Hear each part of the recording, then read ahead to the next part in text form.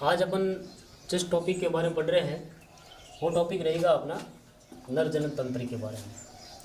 अपन ने इससे पहले जनन के बारे में देखा था। तो जनन अपन किसे कहते हैं? सजीवों का एक गौण लैंगिक लक्षण होता है जनन।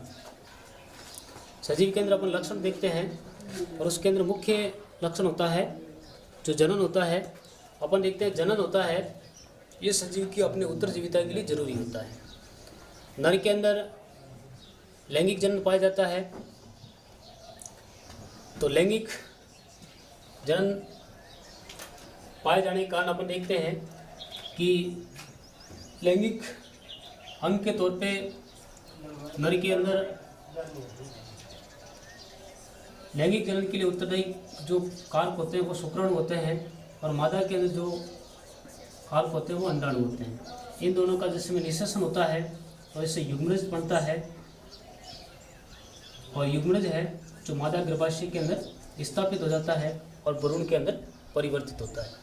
फिर अपन देखते हैं कि जनन है जो जिस समय मानव के अंदर लैंगिक लक्षणों का प्रारंभ होता है उस समय शुरू होती है। लैंगिक लक्षण अपन देखते हैं जैसे जैसे अपनी उम्र बढ़ती है तो अपन देखते हैं कि किशोरावस्था से अपन यौनावस्था में प्रवेश करते हैं और यौनारंभ अवस्था जिस समय अपनी होती है तो उस समय अपने अंदर गौण लैंगिक लक्षणों का विकास होता है। जिसके अंदर अपन नर के अंदर देखते हैं दाढ़ी मूँछों का आना, आवाज़ का भारी होना, शरीर पे बालों का बढ़ना, ये नर के अंदर हार्मोन का सिक्रेशन होना जिसमें टेस्टोस्टेरोन हार्मोन होता है। मादा के अंदर अपन देखते हैं स्तनों का विकास होना, कूल्हे के नीचे का जो पार्ट होता है उसका फूल के मोटा होना, दुग्ध ग्रंथियों का विकास होना, आवाज़ का पतली होना, शरीर पे बालों का कम होना, काख में बाल आना, ये गौण लैंगिक लक्षण होते हैं। तो अपन देखते हैं कि जिस समय अपनी किशोरावस्था पूर्ण होती है तो उसके बाद में अपन यौनावस्था में प्रवेश करते हैं जिसको अपन कहते हैं यौनारंभ। और यौनारंभ के अंदर जिस समय अपन होते हैं तो अपन जनन के योग्य होते हैं। फिर जनन है जिसमें अपन आज जिस तंत्र के बारे में बात करेंगे वो अपना होगा नर जनन तंत्र। तो किसी भी जनन तंत्र के अंदर अपन देखते हैं तो दो प्रकार के अंग होते हैं। एक अंग प्राथमिक अंग होते हैं और दूसरे अंग होते हैं जिसको अपन द्वितीयक अंग कहते हैं। तो मानव के अंदर नर के अंदर प्राथमिक अंग के तौर पे वृषण कार्य करते हैं। प्राथमिक अंग के तौर पे कौन काम करता है?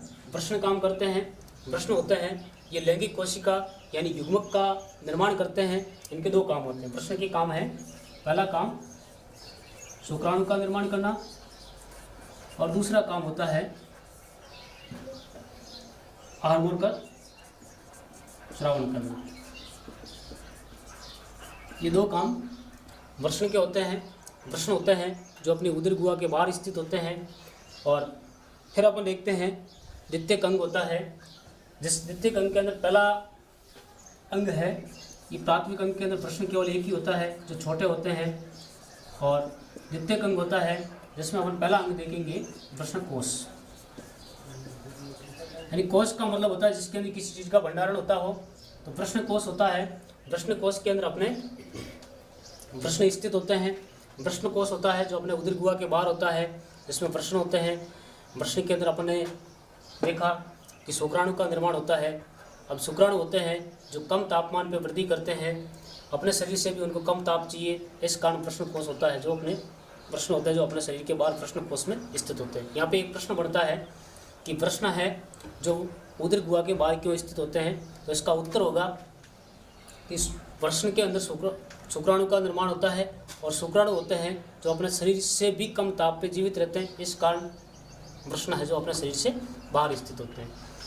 वृषण कोश के पश्चात अपन आगे चलते हैं तो अपन देखते हैं दूसरा जो द्वितीयक अंग होता है वो होता है शुक्र वाहिनी। शुक्र वाहिनी होती है, ये शुक्राणु होते हैं। यहाँ पे अपन शुक्र वाहिनी की बात करेंगे। ये शुक्र वाहिनी है जो अपने वृषण से जुड़ी हुई है और ये शुक्र वाहिनी है जो शुक्राणु को लेके अपने शुक्राशय तक पहुँचाती है। ठीक है। और फिर शुक्राशय के अंदर शुक्र वाहिनी का काम क्या हुआ? शुक्राणु को शुक्राशय तक पहुँचाना। एक नलिका होती है क्या होती है, एक नलिका होती है जो शुक्राणु को अपने शुक्राशय तक पहुंचाती है और फिर मूत्र नलिका के साथ में यहाँ पे जुड़ जाती है और अपने स्खलन नली यानी शुक्राणु और इनको स्खलित करने का काम भी इसके साथ होता है। फिर अपन देखते हैं शुक्राशय तीसरा अंग है।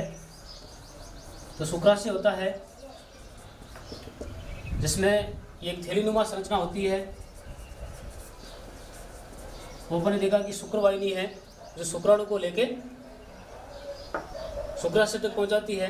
तो शुक्राशय है जो शुक्राणु को क्या करता है, अपने अंदर भंडारित करता है, संग्रहित करता है और ये एक थैलीनुमा संरचना होती है और इसमें एक तरल पदार्थ का निर्माण करती है जो वीर्य निर्माण में अपने मदद करता है, वीर्य निर्माण में जिससे मदद मिलती है। और शुक्राशय के अंदर जो तरल पदार्थ बनता है वो वीर्य को यानी शुक्राणु को ऊर्जा व गति देने का कार्य करती है। फिर द्वितीय अंग में अपन ने देखा प्रश्नकोश, शुक्रवाहिनी, शुक्राशय। अब अपन चलते हैं तीसरे, फिर इससे आगे अपन जाते हैं तो अपने पास में आती प्रोस्टेट ग्रंथि। तो अगला अंग होगा अपना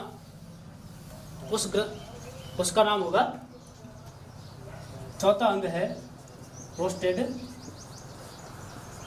ग्रंथि, जो अपने को यहाँ पे चित्र के अंदर दिखाई दे रही है। प्रोस्टेट ग्रंथि जो अपने अखरोट के आकार की होती है और इसमें भी एक तरल पदार्थ का निर्माण होता है जो तरल है, जो एक वीर्य का एक भाग होता है। तरल पदार्थ होता है जो वीर्य का एक भाग होता है और यह है जो प्रोस्टेट ग्रंथि है, ये भी वीर्य को क्या करती है, गति देने का कार्य करती है, वीर्य को गति देने का काम करती है। फिर इससे प्रोस्टेट ग्रंथि के बाद में अपन आगे चलते हैं तो अपने आता है मूत्र मार्ग।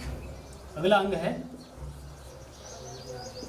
मूत्र मार्ग, जो अपने को चित्र के अंदर दिखाई दे रहा है, मूत्र मार्ग है और ये एक पेशीय नलिका है जो मूत्राशय से निकल के स्खलन नलिका के साथ में जुड़ती है और वीर्य तथा मूत्र होते हैं जो इसी नलिका के द्वारा, ये कहाँ से निकलती है, मूत्राशय से निकलकर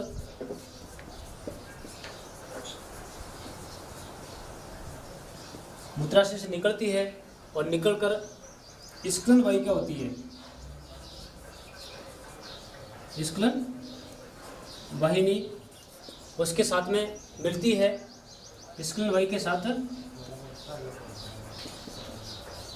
मिलकर जो अपने मूत्र जनन नलिका होती है उसके द्वारा, ये नलिका है इसके द्वारा मूत्र तथा जनन दोनों कार्य होते हैं। मूत्र जनन नलिका का निर्माण करती है और फिर है ये जो अपने शरीर के अंदर जो मूत्र है, फिर शुक्राणु है,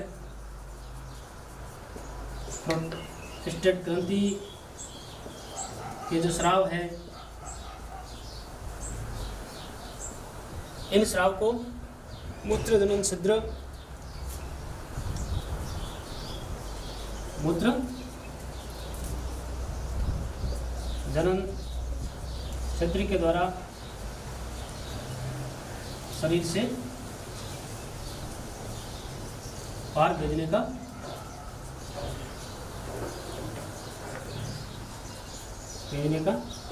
काम करती है। मूत्र मार्ग के पश्चात अपना जो अंग आता है वो आता है अंतिम भाग और जिसका नाम होता है शीशन।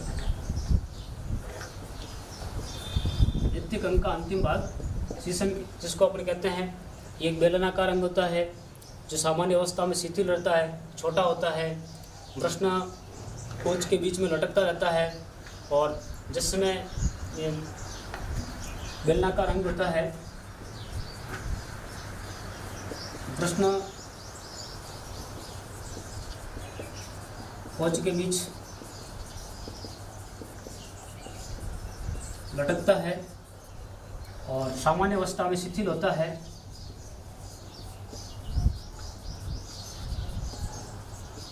शिथिल और छोटा होता है, और जिस समय उन्नत अवस्था में होता है, उन्नत अवस्था में बड़ा व कठोर बढ़ जाता है, और जिस समय अपन मैथुन करते हैं, मैथुन के समय शुक्राणु को